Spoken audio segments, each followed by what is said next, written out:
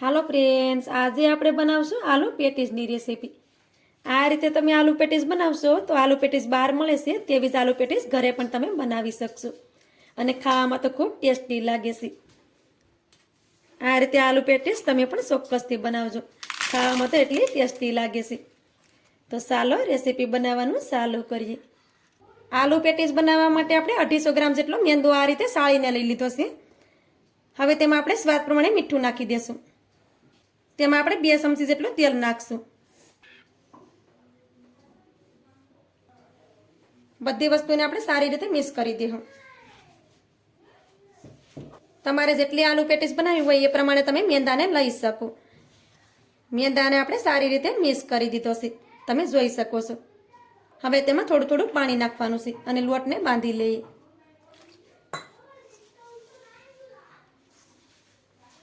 તો આ રીતે થોડું થોડું પાણી નાખતું જવાનું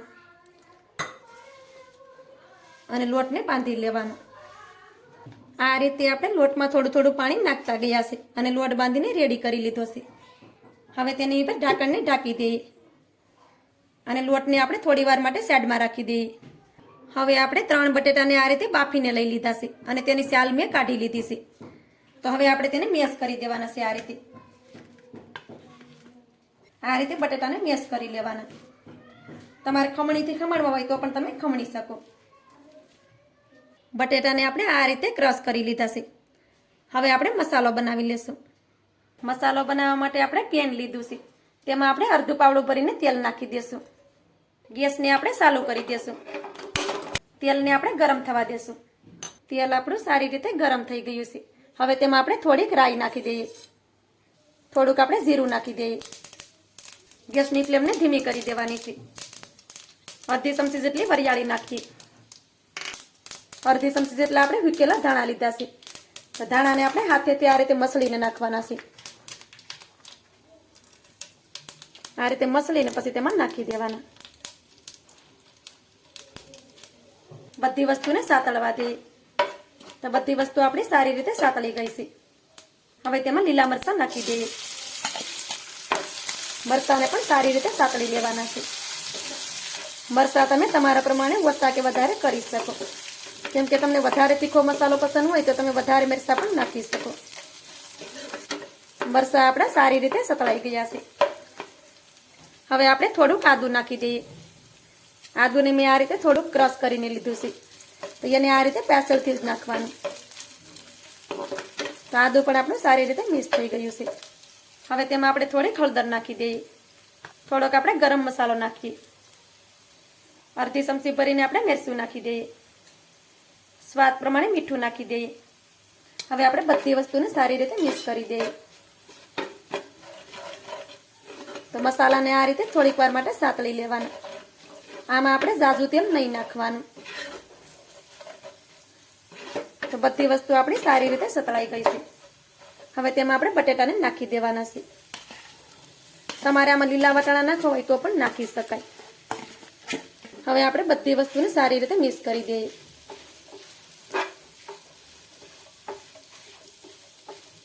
બધી વસ્તુને આપણે સારી રીતે મિક્સ કરી દીધી છે। તો આ આપણો આલુ પેટીસનો મસાલો બનીને રેડી થઈ ગયો છે। ફ્લેમને બંધ કરી દઈએ। હવે તેમાં ઉપરથી લીંબુનો રસ નાખી દઈએ।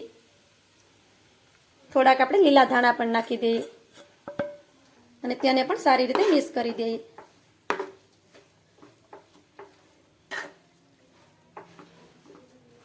તો બધી વસ્તુને આપણે સારી રીતે મિક્સ કરી દીધી છે। હવે આપણે મસાલાને નીચે ઉતારી દઈએ અને ઠંડો કરી લઈએ। ત્યાં સુધી આપણે પેટીસ બનાવીને રેડી કરશું। હવે આપણે સાઠો બનાવવા માટે 1 ચમચી જેટલું ઘી આ રીતે ગરમ કરીને લીધું છે અને તેની સાથે આપણે 2 ચમચી જેટલું તેલ નાખી દઈએ।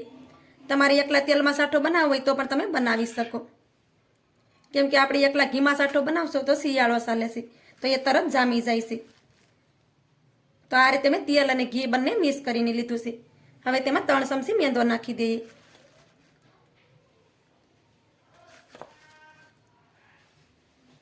હવે તેને સારી રીતે મિક્સ કરી દેવાનું છે।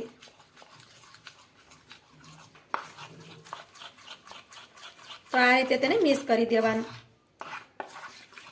આમાં આપણે થોડુંક તેલ ઓછું લાગે છે તો અડધી ચમચી ભરીને તેલ નાખી દેશું। તો તમે જોઈ શકો છો કે આપણો સાઠો બનીને રેડી થઈ ગયો છે. હવે આપણે સાઠાને સાઈડ પર રાખી દઈએ. હવે આપણે લોટને લઈ લેશું. તો લોટ પણ આપણો થોડી વાર પછી સોફ્ટ થઈ ગયો છે. તો લોટને આ રીતે લઈ લઈએ. હવે આપણે પ્લેટફોર્મને સારી રીતે સાફ કરી લઈએ અને લોટને તેની પર રાખી દઈએ. હવે લોટને આ રીતે રોલ કરી લઈએ. તેમાંથી આપણે 5 લુવાને આ રીતે કાપી લઈએ. પેટીસને આપણે પ્લેટફોર્મ પર જ વણવાની છે, કેમ કે આપણે તેને પાટલા ઉપર વણશું તો મોટી વણાઈ નહીં શકે. તેને આપણે મોટી રાખવાની હોય. તો આ રીતે પ્લેટફોર્મને ધોઈ અને પહેલાં સાફ કરી લેવાનું. પછી તેની પર આપણે પેટીસને વણી લેશું. તો આપણે એક લુવાને લઈ લેશું અને બાકીના લુવા છે તેને આપણે સાઈડ પર રાખી દેશું. હવે આમાંથી આપણે એક રોટલી વણીને પહેલાં રેડી કરી લેશું. તો આની ઉપર થોડોક આ રીતે લોટ નાખી દેવાનો. તો હવે આપણે તેને વણી લઈએ. તો આ રીતે તેને વણી લેવાની. રોટલીને આપણે એકદમ પતલી વણવાની છે અને એકદમ મોટી વણવાની છે. તો આ રીતે થોડો મેંદો એની ઉપર નાખતો જવાનો અને વણી લેવાની. કેમ કે આપણે એવું લાગે કે સોટે તો આ રીતે થોડો મેંદો નાખી દેવાનો અને તેને વણી લેવાની છે. આપણે એને પાટલા ઉપર બનાવીએ તો વણતા ફાવે નહીં, કેમ કે આપણે આ રોટલીને મોટી વણવી પડે અને પતલી વણવી પડે. તો તમે જોઈ શકો છો કે આ રીતે રોટલીને મેં પતલી રાખી છે અને એકદમ મોટી વણી લીધી છે. હવે આપણે આ જ રીતે બધી રોટલીને પહેલાં વણી અને રેડી કરી લઈએ. આ રીતે આપણે 5 રોટલી વણીને રેડી કરી લીધી છે અને રોટલીને આપણે એકદમ પતલી રાખી છે. હવે આપણે એક રોટલીને લઈ લઈએ અને તેની ઉપર આ રીતે સાઠાને લગાડી દઈએ. તો આ રીતે સાઠો લઈ અને આ રીતે લગાડી દેવાનો. તો આ રીતે પૂરી રોટલીમાં લગાડી દેવાનું સાઠાને. તો આ રીતે આપણે સાઠાને એક રોટલીમાં લગાડી દીધો છે. હવે તેની ઉપર આ રીતે મેંદો નાખી દઈએ. હવે આપણે બીજી રોટલીને લઈ લઈએ અને તેની ઉપર રાખી દઈએ. થોડીક રોટલી આપણી નાની હોય તો તેને આ રીતે ખેંચી અને એક સરખી કરી લેવાની. આ રીતે એક સરખી કરી દેવાની રોટલીની. તો રોટલીને આપણે આ રીતે એક સરખી કરી દીધી છે. હવે તેની ઉપર આપણે સાઠાને નાખી દઈએ. તો આવી રીતે આપણે એક રોટલી મૂકતા જવાનું અને સાઠાને લગાડતું જવાનું અને આવી જ રીતે આપણે પાછી રોટલીને કરી લેવાનું.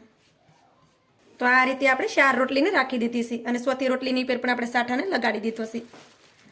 હવે તેની ઉપર થોડોક મેંદો નાખી દઈએ. હવે તેની ઉપર 5મી રોટલીને રાખી દઈએ. તો રોટલીને આપણે થોડીક આ રીતે ખેંચી લેવાની, જેથી કરી રોટલી છે એક સરખી થઈ જાય. હવે આપણે 5મી રોટલી છે તેની ઉપર આપણે સાઠાને નથી લગાડવાનો. તેની ઉપર આપણે થોડોક મેંદો નાખી દેશું આ રીતે અને બધી રોટલીને આ રીતે હાથમાં લઈ લેશું અને થોડોક લોટ આ રીતે પ્લેટફોર્મ પર નાખી દેશું. હવે તેને વણી લેવાનું છે. હવે આ 5 રોટલીને આપણે વણી લઈએ. તો આને આપણે એકદમ પતલી વણી લેવાની છે. જેટલી તમારાથી પતલી આ રોટલી વણાય એટલી તમારે વણી લેવાની આવી રીતે અને એકદમ મોટી જ વણવાની છે. આવી રીતે આ રીતે રોટલીને આપણે મોટી વણી લીધી છે. તમે જોઈ શકો છો કે એકદમ પતલી અને મોટી રાખી છે. હવે તેને આપણે એક સરખી કરવાની છે. તો આ રીતે થોડું કિનારેથી કાપી લેવાનું આવી રીતે, જેથી કરીને શેપ છે એક સરખો આવે અને આ બાજુથી પણ કાપી લેવાનું આ રીતે. તો આ રીતે રોટલીને આપણે કિનારેથી કાપી લીધી છે અને એક સરખી કરી દીધી છે, જેથી કરી તેનો શેપ છે એક સરખો આવે. હવે આપણે તેને કાપી લેશું આ રીતે.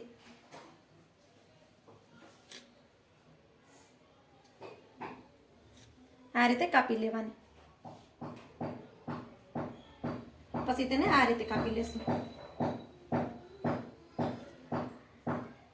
તો આપણે અહીં 9 પેટીસ બનીને રેડી થઈ ગઈ છે. તમે જોઈ શકો છો કે આપણે અહીં 9 પેટીસ બનાવી છે. તો આ રીતે આપણે 9 પેટીસ બની અને રેડી થઈ ગઈ છે. હવે તેમાંથી એક આલુ પેટીસને લઈ લઈએ અને તેની ઉપર થોડોક મેંદો નાખી દઈએ. હવે તેને હલકું એવું વણી લઈએ. તો આ રીતે તેને સોરસ હલકું એવું વણી લેવાનું છે. તો આ રીતે હલકું એવું મેં તેને વણી લીધું છે. હવે તેમાં આપણે મસાલો ભરશું. તો અહીંયા આપણો મસાલો પણ સારી રીતે ઠંડો થઈ ગયો છે. હવે તેમાંથી થોડોક મસાલો લઈ લઈએ અને મસાલાને આ રીતે રોલ કરી લેવાનો. તો આ રીતે રોલ કરી દેવાનો. હવે તેને આ રીતે પેટીસમાં રાખી દઈએ આ રીતે વસે વસ રાખી દેવાનું. હવે આપણે પાણી લેવાનું છે અને પાણીને આ રીતે લગાડી દેવાનું છે. તો પાણીને આપણે કિનારે નહીં લગાડવાનું, આ રીતે કિનારેથી થોડુંક અંદર લગાડવાનું પાણી. પછી તેને આ રીતે ફોડ કરી દેવાનું. આપણે આવી રીતે એક જ સરખું ફોડ કરવાનું ને પછી તેને આ રીતે આંગળીથી દબી દેવાનું. આ રીતે કિનારેથી થોડુંક મેં એને અંદર દબાવ્યું છે. જો આ કિનારે નહીં દબાવવાનું, કિનારે દબાવશો તો એને પરતો છે તે ખુલશે નહીં, તેનું ખાસ ધ્યાન રાખવું. તો આ રીતે તેને દબાવી દેવાનું.